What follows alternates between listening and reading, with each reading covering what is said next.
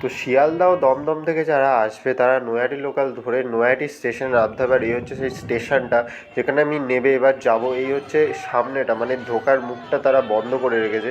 এই হচ্ছে ঢোকার মুখ, এখান থেকে যেতে দেবে না বলে ওই ঘুরিয়ে নিয়ে যাচ্ছে ওই অন্যদিকে। এপাশে একটা রাস্তা আছে, এই যে দেখাচ্ছি এই রাস্তা দিয়ে যেতে হবে।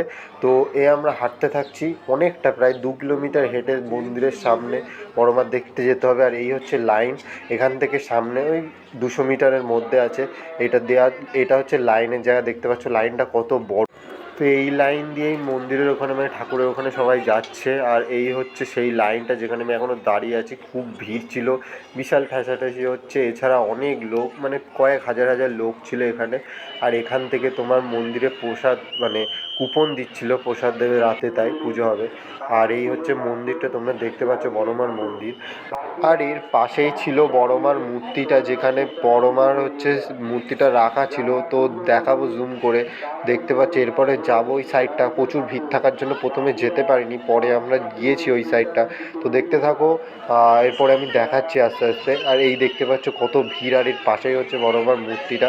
তো তো তোমরা দেখতে থাকো, আর এরপরে আরও ভালো করে আমি দেখাবো, আরও জুম করব, মুখের সামনে একেবারে দেখাবো মুখটা পুরোটা। তো ওয়েট করো, এই ভিড়ের জন্য জুম করতে পারছি না। তো দেখতে পাচ্ছ জুমটা আরও করলাম। আর এই হচ্ছে সামনের দিক দিয়ে আমাকে পাঠিয়ে দিচ্ছিলো, দাঁড়াতে দিচ্ছিলো না বলে সেই সময় একটা ভিডিও তুলে নিলাম। তো কেমন হয়েছে বলো, আর সাবস্ক্রাইব করো, কমেন্ট করো কেমন হয়েছে, আর চ্যানেলটিকে শেয়ারও করো, ভিডিওগুলোকে শেয়ার করো। তো বড়মা তো দেখবো, এছাড়া ফেরিঘাটের দিকে না গেলে তো হবেই না। এই ছিল ফেরিঘাটে যাওয়ার রাস্তা। তো কিছুটা যাওয়ার পরেই ফেরিঘাটে যাওয়া যাবে। তো ফেরিঘাট যেতে যেতে এই সাইডে বড়মার ছবিগুলো দেখতে থাকলাম। এছাড়া এই দেখতে পাচ্ছ, এখান থেকে সবাই জলে স্নান করে ডন্ডি কাটছে। তারা অনেকে ভোর 4টে 3টের থেকে ডন্ডি কাটছে এখানে। সব এই প্রায় 200 মিটার ডন্ডি কেটে তারা যাচ্ছে স্নান করে। আর এই হচ্ছে ফেরিঘাট।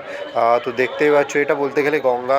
তো এখানটায় তুমি হাত পা ধুতে পারবে, স্নান করতে পারবে, গঙ্গার জল মাথায় দিতে পারবে।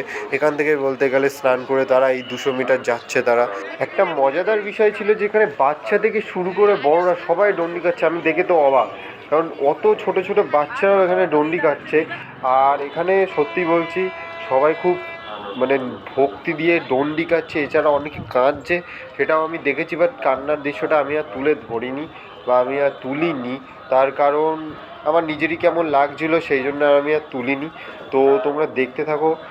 আর আশা করি পরের বছর যদি তোমরা পারো, তা পুজোর সময় এসো, একবার দেখো। এই সময় ঠাকুর, বা এই সময়টা পরিস্থিতি, এই সময়টাই টোটাল অন্যরকম হয়।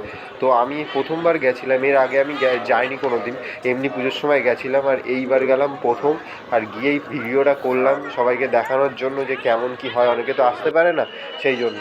আর এই জায়গা দিয়ে ডন্ডি কাটতে কাটতে এই হচ্ছে শেষে, এখান থেকে আসছে, এসে পাশেই হচ্ছে বড়মার মূর্তিটা রাখা রয়েছে, প্রতিমাটা। এই হচ্ছে সেই প্রতিমা, এখানেই তারা ডন্ডিটা শেষ করছে। দেখতেই পাচ্ছ এখানে স্ক্রিনে দেখাচ্ছে। তো আর কিছু বলবো না, আরও নতুন নতুন ভিডিও আসতে চলেছে, তার জন্য তো সাবস্ক্রাইব করতে হবে। তো প্লিজ সাবস্ক্রাইব করে দিও। তো বাই আজকের মতো।